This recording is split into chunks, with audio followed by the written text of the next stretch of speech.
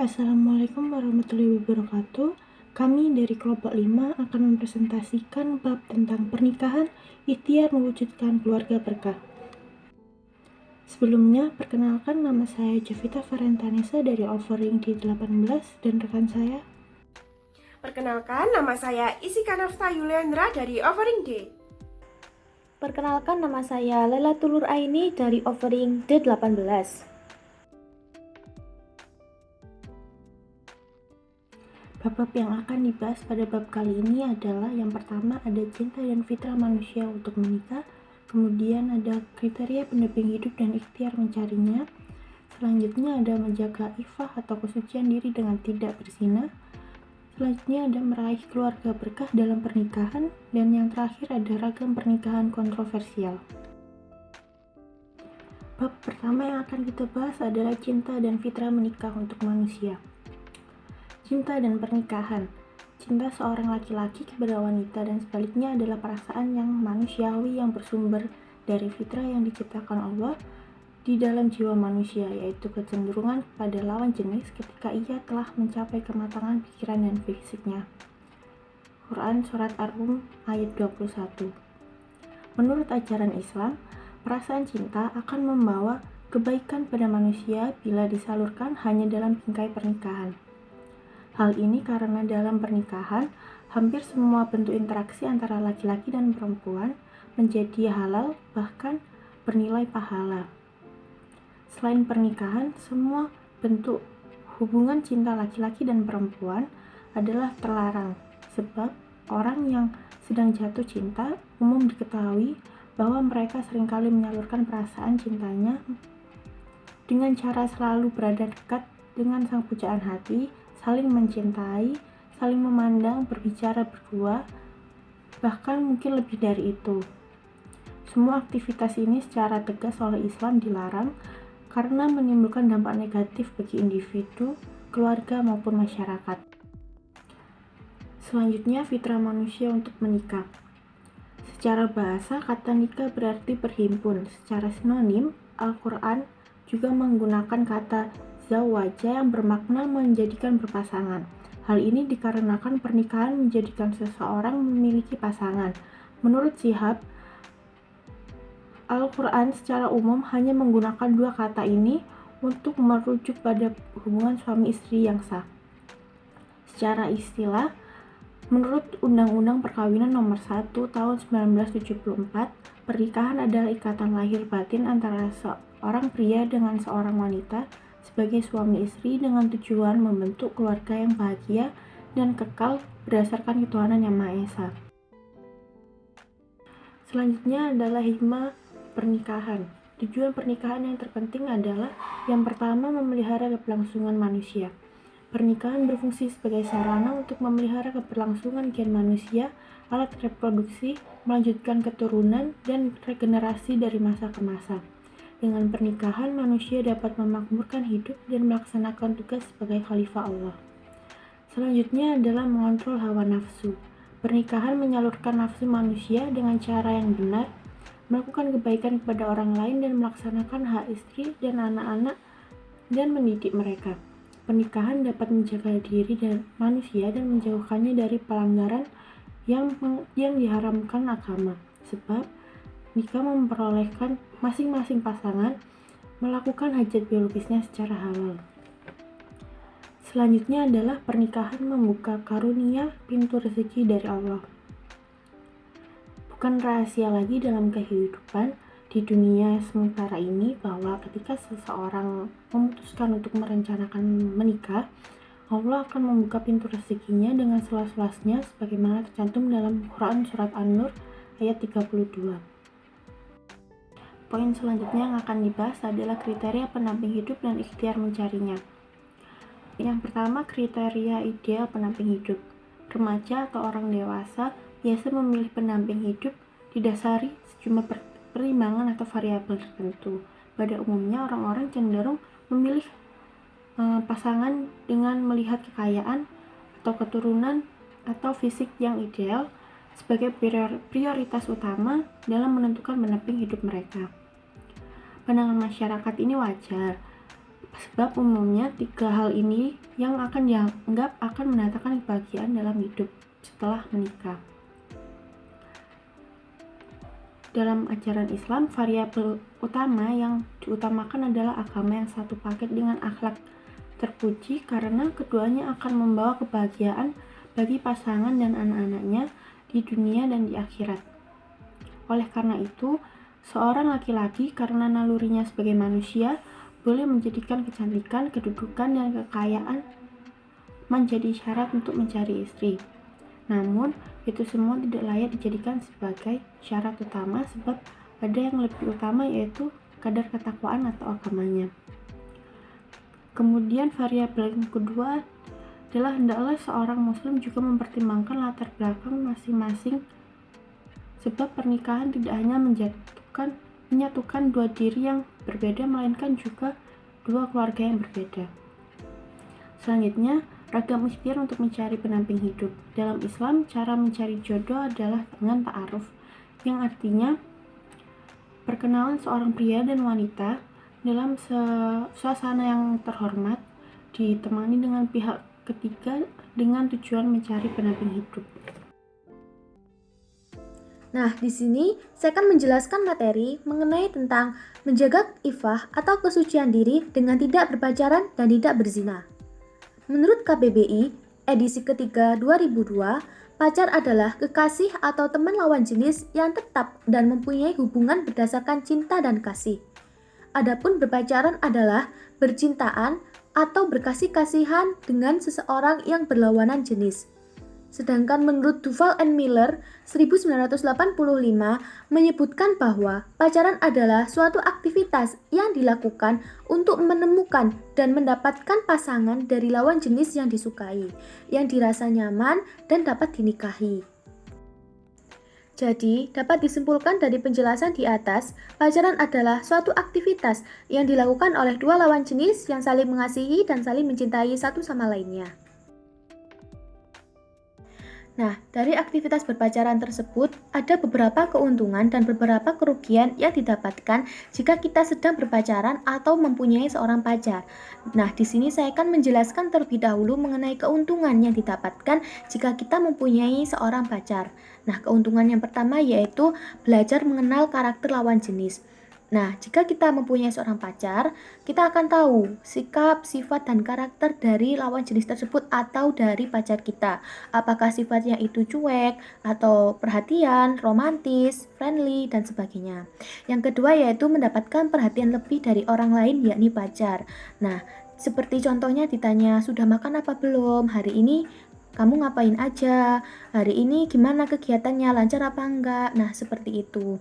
Yang ketiga yaitu mudah menemukan tempat untuk menyampaikan keluhan, unek-unek, atau curhat berbagai permasalahan yang dihadapi seorang pacar. Nah, dari sebagian orang yang berpacaran pasti hal ini sudah tidak asing.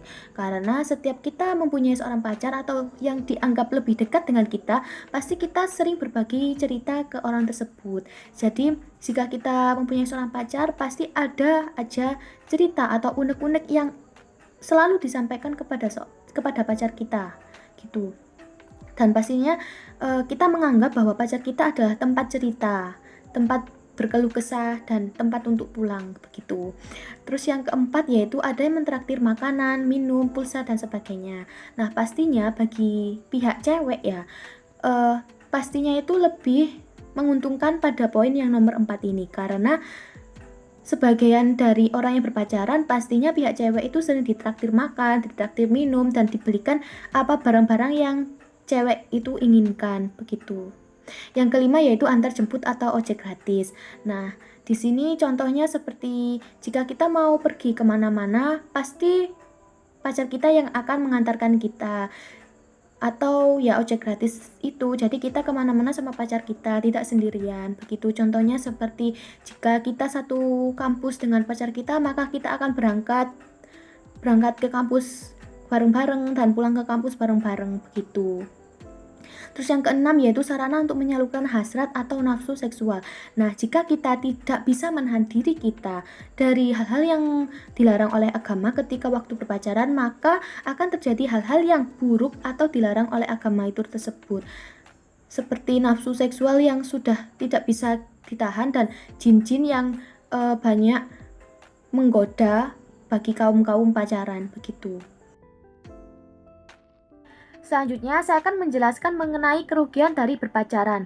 Nah, terdapat berbagai kerugian dari berpacaran itu sendiri.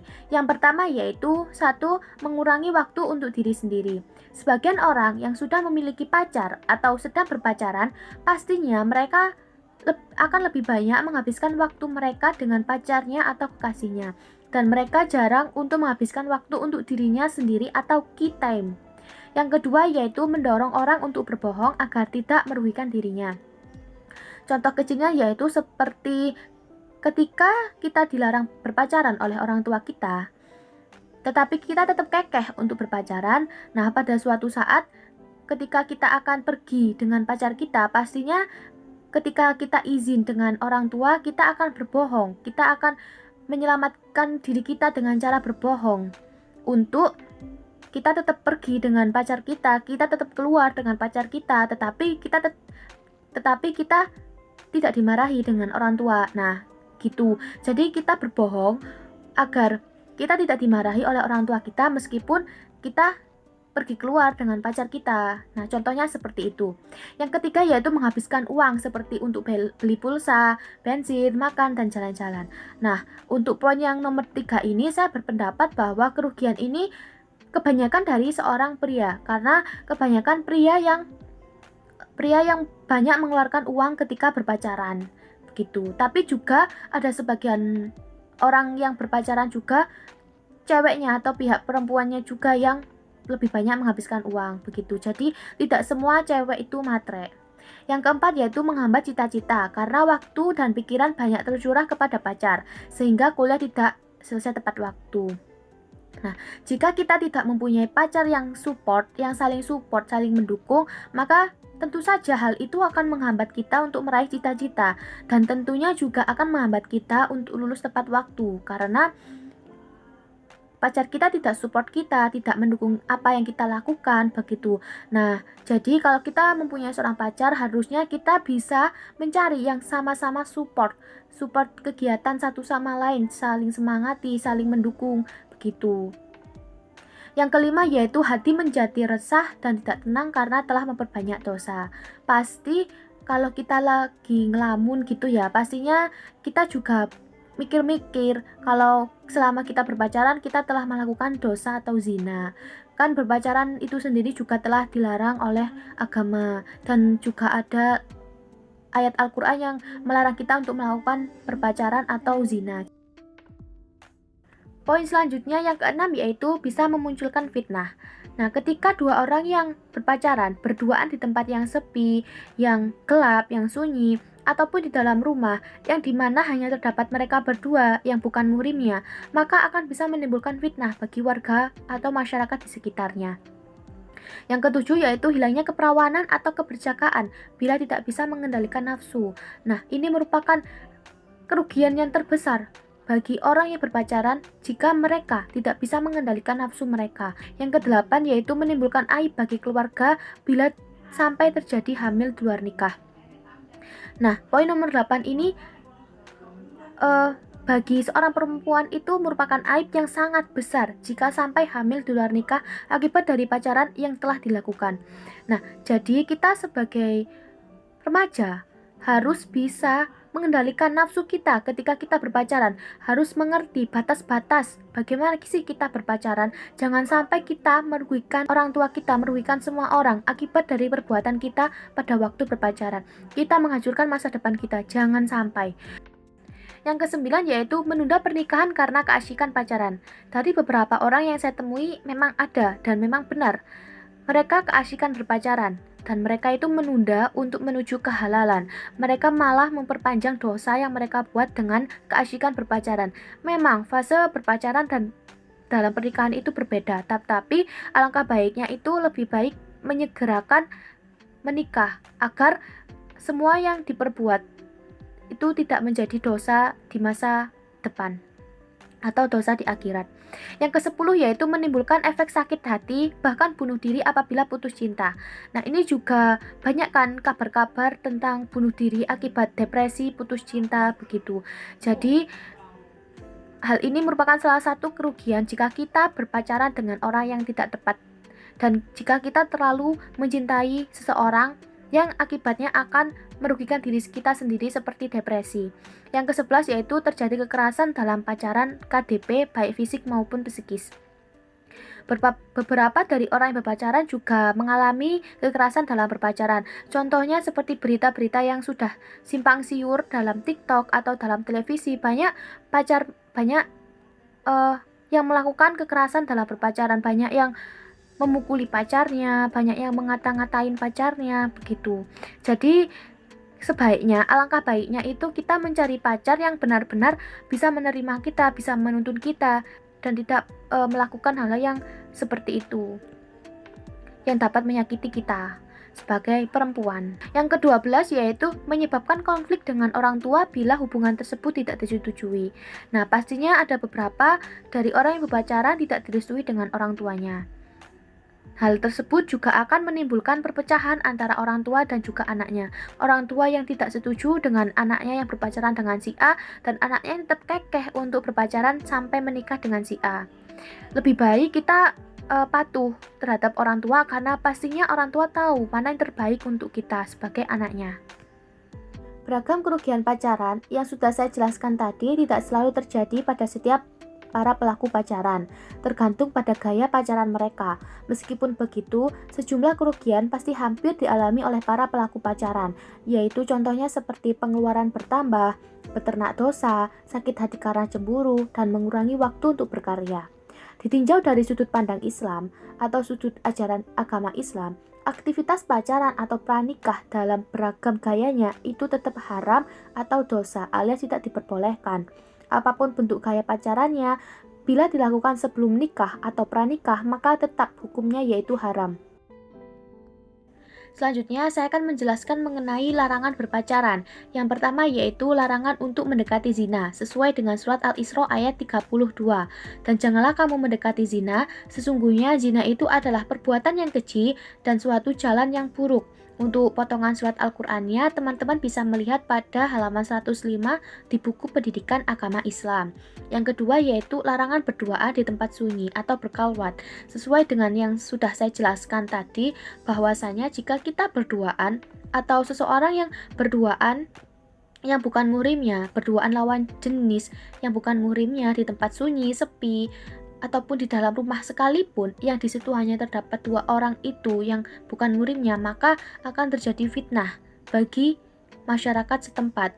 Barang siapa yang beriman kepada Allah dan hari akhir, maka janganlah ia berkhalwat dengan seorang wanita tanpa ada mahram wanita tersebut, karena syaitan menjadi orang ketiga di antara mereka berdua. Hadis riwayat Ahmad dari Jabir. Selanjutnya yaitu larangan melihat lawan jenis tanpa maksud yang diperbolehkan. Nah, sudah diatur dalam hadis dan dalam Al-Quran bahwasanya ketika kita melihat seseorang yang bukan mahramnya atau melihat lawan jenis, itu ada batasannya. Seperti dari surat Al-Quran surat An-Nur ayat 30-31 yang berbunyi, katakanlah kepada laki-laki yang beriman agar mereka menundukkan pandangan dan menjaga kemaluan mereka.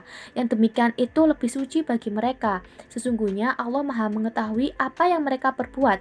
Katakanlah kepada wanita yang beriman, hendaknya mereka menahan sebagian pandangan dan memelihara kemaluannya, dan janganlah mereka menampakkan perhiasannya kecuali yang bisa nampak daripadanya. Yang keempat yaitu larangan menyentuh apalagi memegang lawan jenis. Nah, pada era saat ini tentunya ketika kita memegang lawan jenis atau menyentuh itu sudah menjadi kebiasaan yang dinormalkan oleh para masyarakat. Padahal dalam ajaran agama Islam kita tidak boleh menyentuh atau memegang lawan jenis yang bukan mahramnya. Hal ini sudah dijelaskan pada hadis riwayat At-Tabrani, yaitu ditikam seorang dari kalian di kepalanya dengan jarum dari titikan lebih baik daripada menyentuh seorang wanita yang tidak halal baginya. manajemen hati agar tidak berpacaran. Nah, ada beberapa cara yang dapat dilakukan agar kita tidak berpacaran atau terhindar dari berpacaran. Yang pertama yaitu menyadari bahwa pacaran itu hukumnya haram dan memiliki dampak negatif yang bisa mendatangkan dosa. Kita sebagai umat muslim dan sebagai remaja, kita harus tahu bahwa pacaran itu hukumnya dosa dan sudah diatur oleh surat Al-Isra ayat 32 yang dimana itu melarang kita untuk melakukan perbuatan zina atau berpacaran. Yang kedua yaitu meyakini bahwa jodoh kita yang terbaik sudah ditentukan oleh Allah Subhanahu wa taala, sehingga tidak perlu merasa galau bila kita tidak mempunyai seorang pacar. Nah, kita harus yakin bahwa jodoh, umur, rezeki itu sudah diatur oleh Allah Subhanahu wa taala dan Allah itu sudah memberikan yang terbaik untuk kita. Yang ketiga yaitu menguatkan tekad untuk membahagiakan orang tua terlebih dahulu sebelum membahagiakan orang lain. Nah, kita harus menguatkan niat, menguatkan tekad untuk kita membahagiakan orang tua kita yang sudah mengkuliahkan kita, menyekolahkan kita sampai detik ini, yang sudah banyak mengeluarkan biaya, yang sudah berkorban banyak untuk kita. Nah, jadi kita harus membahagiakan orang tua terlebih dahulu, memiliki tekad untuk membahagiakan orang tua terlebih dahulu dengan tidak berpacaran. Begitu. Poin yang keempat, yaitu meraih keluarga berkah dalam pernikahan. Dalam bahasa Arab, berkah bermakna tetapnya sesuatu, dan bisa juga bermakna bertambah atau berkembangnya sesuatu. Dalam Al-Quran dan hadis, berkah adalah langgengnya kebaikan. Kadang pula bermakna bertambahnya kebaikan, dan bahkan bisa bermakna keduanya. Karena berkah artinya bertambah kebaikan, maka berkah tidak identik dengan banyak atau melimpah. Artinya sesuatu yang berkah bisa banyak, melimpah, bisa juga tidak. Yang penting kenikmatan itu membuat seorang semakin dekat dengan Allah Subhanahu wa taala. Yang pertama adalah ciri keluarga berkah. Berdasarkan dari makna berkah di slide sebelumnya, dalam konteks perkawinan, keluarga berkah adalah keluarga yang baik, yang membawa kebaikan pada diri mereka dan orang lain. Merujuk pada Al-Quran Surat Ar-Rum ayat 31, keluarga berkah adalah keluarga yang sakinah, yang berarti tenang, tentram, mawaddah yang berarti penuh cinta, dan rahmah yang berarti diliputi kasih. Ciri dari keluarga berkah tersebut adalah kualitas pribadi dalam keluarga tersebut berkembang menuju kebaikan, bertambah bijak, wawasan bertambah, akhlak makin baik. Yang kedua adalah upaya meraih keluarga berkah. Ada beberapa hal penting yang harus diperhatikan untuk mewujudkan keluarga yang baik, yaitu sebelum menikah. Yang pertama, menata niat menikah, yaitu untuk meraih ridho Allah. Yang kedua, tidak berpacaran. Yang ketiga, menyiapkan diri secara fisik dan psikis. Yang keempat, bermusyawarah dengan orang tua agar memperoleh restu dan dukungan. Sedangkan saat menjalani kehidupan berumah tangga, yang pertama, motivasi pernikahan untuk beribadah. Yang kedua, menjadikan ridho Allah sebagai pedoman dalam berumah tangga. Yang ketiga, suami dan istri menjalankan tugas dan kewajibannya. Yang keempat, memperlakukan pasangan dengan ma'ruf atau baik. Yang kelima, membiasakan bersikap sabar dan bersyukur. Yang keenam, saling terbuka dalam berbagai urusan. Yang ketujuh, bermusyawarah dalam memutuskan permasalahan. Poin yang kelima yaitu ragam pernikahan kontroversial. Yang pertama adalah nikah dalam kondisi hamil. Terkait menikahi perempuan dalam kondisi hamil, ada yang sebagian menyatakan hukumnya haram, yang lain menilai boleh. Ulama yang berpendapat hukumnya haram adalah apabila yang menikahi bukan orang yang menghamili. Sebagaimana sabda Rasulullah SAW, tidak halal bagi orang yang beriman kepada Allah dan hari akhir dia menuangkan air atau maninya pada tanaman orang lain. Hukum yang kedua boleh, yaitu wanita hamil karena zina dinikahi oleh pasangan zina yang menghamilinya. Dalam komplikasi hukum Islam atau KHI, dengan menimbang segala manfaat dan mudaratnya, pernikahan dalam kondisi hamil yang tercantum dalam pasal 53 sebagai berikut. Seorang wanita hamil di luar nikah dapat dikawinkan dengan pria yang menghamilinya. Yang kedua, perkawinan dengan wanita hamil yang disebut pada ayat 1 dapat dilangsungkan tanpa menunggu lebih dahulu kelahiran anaknya. Yang ketiga, dengan dilangsungkannya perkawinan pada saat wanita hamil, tidak diperlukan perkawinan ulang setelah anaknya dikandung lahir. Yang kedua, terkait nikah beda agama. Dalam Quran Surat Al-Baqarah ayat 221, bahwa pernikahan beda agama dalam Islam adalah haram atau tidak diperbolehkan.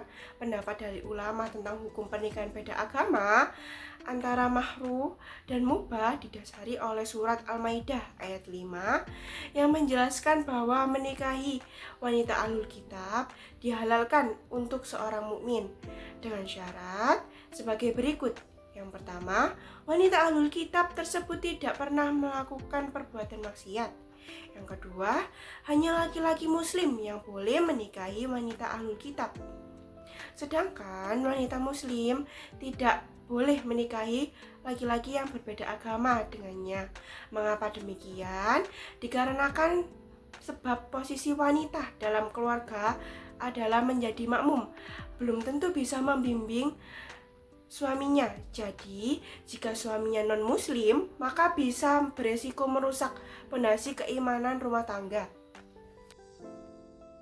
Yang terakhir, yaitu nikah mut'ah. Nikah mut'ah yaitu seorang pria menikahi seorang wanita sampai jangka waktu tertentu dengan memberikan mahar sesuatu tertentu. Dan jika waktunya telah habis, maka wanita itu berpisah dari pria itu dengan tanpa talak atau cerai, dan wanita itu harus beristibra atau menanti masa iddahnya selesai dengan memastikan kesuciannya, tidak adanya janin dalam kandungannya, dan tidak ada hak waris antara keduanya. Nikah ini boleh atau halal di awal masa Islam, kemudian diharamkan oleh Rasulullah SAW. Sekian dari kelompok kami, kurang lebihnya mohon maaf. Apabila ada yang ditanyakan bisa diketik di kolom komentar. Terima kasih. Wassalamualaikum warahmatullahi wabarakatuh.